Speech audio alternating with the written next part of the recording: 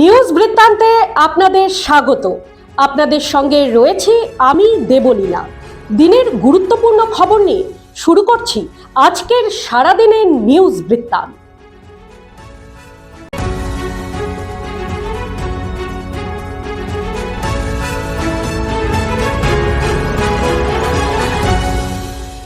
সারাদিনের নিউজ বৃত্তান্ত নিবেদন করছেন জুয়েলার্স, সোনা যা সর্বক্ষণের। Agnishwar jewellers, NS road, Raiganj. Shri Dhaka jewellers, আভিজাত্যের গয়না। ত্রিনয়নী জ্যোতিষ কার্যালয়, শ্যামপুর মোড়, দেবীনগর, রায়গঞ্জ। নেশামুক্ত সমাজ করতে Raiganj unity foundation, Rupahar, Raiganj. North বেঙ্গলের সেরা সুপার স্পেশালিটি হাসপাতাল জীবনরেখা। চেষ্টা নেশা মুক্তি কেন্দ্র, দেবীনগর, রায়গঞ্জ। পশ্চিমবঙ্গ সরকারি কর্মচারী সমিতির 82তম দ্বিবার্ষিক জেলা সম্মেলন অনুষ্ঠিত হল রায়গঞ্জে। রবিবার রায়গঞ্জের অরবিন্দ ভবনে এই জেলা সম্মেলনে জেলার শতাধিক সরকারি কর্মচারী অংশগ্রহণ করেন। সংগঠনটির উদ্যোগে পদযাত্রা অনুষ্ঠিত হয় রায়গঞ্জের রাজপথে। সংগঠনের পক্ষ থেকে জানানো হয়, এক কঠিন সময়ের মধ্যে দিয়ে আবর্তিত হচ্ছে রাজ্য রাজনীতি। সেই পরিস্থিতিতে দাঁড়িয়ে মহার্ঘ ভাতা পরিশোধ, শ্রম কোড বাতিল, দ্রব্যমূল্য বৃদ্ধি নিয়ন্ত্রণ সহ একাধিক দাবিকে সামনে রেখে আগামী দিনের আন্দোলনের রূপরেখা তৈরি করা হবে এদিনের কর্মসূচিতে বলে জানান সংগঠন নেতৃত্বরা। সমদৃষ্টি, ক্ষমতা বিকাশ এবং অনুসন্ধান মণ্ডল অর্থাৎ সক্ষমের উদ্যোগে রবিবার সারা দেশের পাশাপাশি রায়গঞ্জেও পালিত হল দিব্যাঙ্গদের সশক্তিকরণ দিবস। রায়গঞ্জের কলেজ পাড়ায় সক্ষমের কার্যালয়ে অনুষ্ঠিত এই বিশেষ কর্মসূচিতে উপস্থিত ছিলেন প্রয়াগরাজ থেকে আগত সংস্থার সহ সভাপতি তথা উপাধ্যক্ষ কমলাকান্ত পাণ্ডে। অভিভাবক, অভিভাবিকা ও দিব্যাঙ্গজনদের সামনে নিজের মূল্যবান বক্তব্য রাখার পাশাপাশি নতুন কিছু বিশেষ ঘোষণা করেন তিনি। সংস্থার উত্তরবঙ্গ প্রান্তের সংযোজক তথা কোঅর্ডিনেটর ডক্টর দেবাশিস বিশ্বাস জানান, রায়গঞ্জ বিশ্ববিদ্যালয়ের সঙ্গে সহযোগিতায় প্রতি রবিবার 21 রকম দিব্যাঙ্গজনের সকলের জন্য ফ্রি কোচিং, ফ্রি এডুকেটর ও ফ্রি ফিজিওথেরাপির ইউনিটের ব্যবস্থা রয়েছে। আগামীতে দিব্যাঙ্গ শিশুদের আবাসিক প্রতিষ্ঠান তৈরির জন্য রায়গঞ্জের মহকুমা শাসকের কাছে আবেদন রেখেছেন তারা বলে জানান তিনি।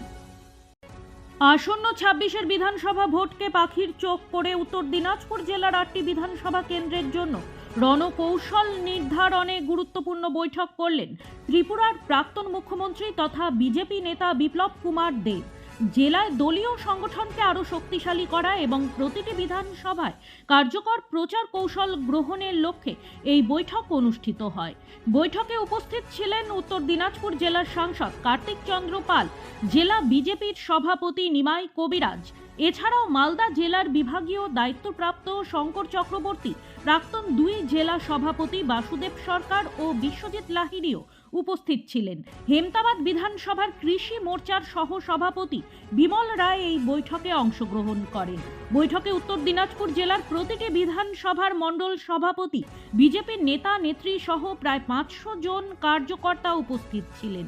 দলীয় সূত্রে জানা গেছে, বুথ স্তর পর্যন্ত সংগঠনকে আরও মজবুত করা, ভোটারদের কাছে কেন্দ্র ও রাজ্য সরকারের উন্নয়নমূলক কাজ পৌঁছে দেওয়া এবং সমন্বিত প্রচার কর্মসূচি গ্রহণের ওপর বিশেষ গুরুত্ব দেওয়া। বৈঠক শেষে দলীয় নেতৃত্ব আশাবাদী, এই রণকৌশল বৈঠক 26-এর ভোটে উত্তর দিনাজপুরে বিজেপির সংগঠনকে আরও শক্তিশালী করতে গুরুত্বপূর্ণ ভূমিকা নেবে। আগামী 2029 সালে রাহুল গান্ধীর নেতৃত্বে দেশে ক্ষমতায় ফিরবে কংগ্রেস। দলের 141তম প্রতিষ্ঠা দিবসে আত্মবিশ্বাসী কণ্ঠে জানালেন জেলা কংগ্রেস সভাপতি মোহিত সেনগুপ্ত। রবিবার ছিল জাতীয় কংগ্রেসের 141তম প্রতিষ্ঠা দিবস। রায়গঞ্জের জেলা কংগ্রেস কার্যালয়ে অনুষ্ঠিত কর্মসূচিতে জাতীয় পতাকা সহ দলীয় পতাকা উত্তোলন করেন মোহিত সেনগুপ্ত। উপস্থিত ছিলেন দলের বিভিন্ন স্তরের নেতা ও কর্মীরা। পরে সাংবাদিকদের মুখোমুখি হয়ে মোহিত সেনগুপ্ত জানান, কেন্দ্রের বিজেপি সরকার ধর্মের ভিত্তিতে এদেশে বিভাজনের রাজনীতি করছে। দেশীয় সম্পদ বিক্রি করে দেওয়ার চক্রান্ত করছে এই সরকার। তাই আগামী দিনে সাধারণ মানুষ এই সরকারকে উৎখাত করে আরও একবার ক্ষমতায় আনবে কংগ্রেসকে। প্রতিদিনের প্রতি মুহূর্তের খবরের আপডেট পেতে চোখ রাখুন নিউজ বৃত্তান্তের ফেসবুক পেজে। সাবস্ক্রাইব করুন নিউজ বৃত্তান্ত ইউটিউব চ্যানেলকে।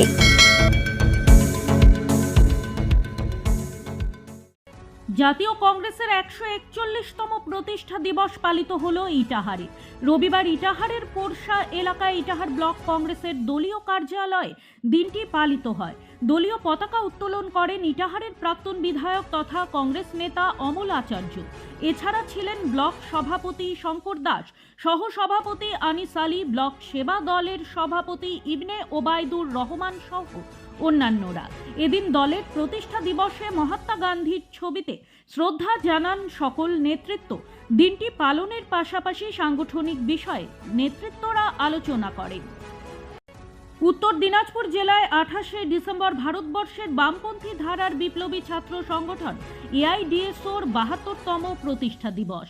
সংগঠনের পক্ষ থেকে জানানো হয়, এমন এক সময় প্রতিষ্ঠা দিবস পালন করছেন তারা যখন সরকারি মদতে শিক্ষা ব্যবস্থার ধ্বংসযজ্ঞ শুরু হয়েছে। অন্যদিকে নারীর নিরাপত্তা আজ নেই, তাই প্রতিষ্ঠা দিবসে তাদের শপথ তীব্র ছাত্র আন্দোলন গড়ে তোলার।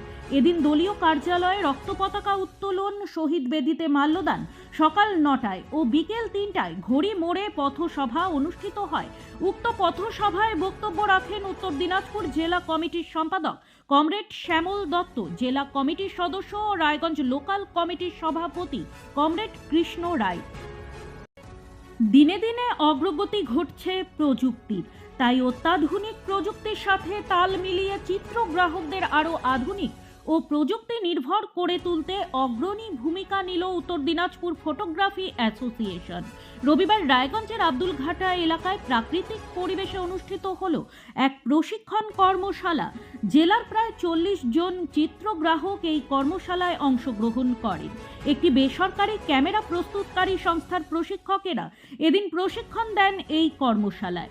সংস্থার তরফে ডিকো সাহা জানান, আগামী 12 ও 13 জানুয়ারি উত্তর দিনাজপুরের রায়গঞ্জে অনুষ্ঠিত হতে চলেছে ওয়েডিং এক্সপো 2026, যেখানে একই ছাদের তলায় বিবাহ সহ বিভিন্ন অনুষ্ঠানের প্রয়োজনীয় বিষয় যেমন ফটোশুট, ক্যামেরা, ক্যাটারিং প্রভৃতিকে সাধারণ মানুষের সামনে তুলে ধরা হবে।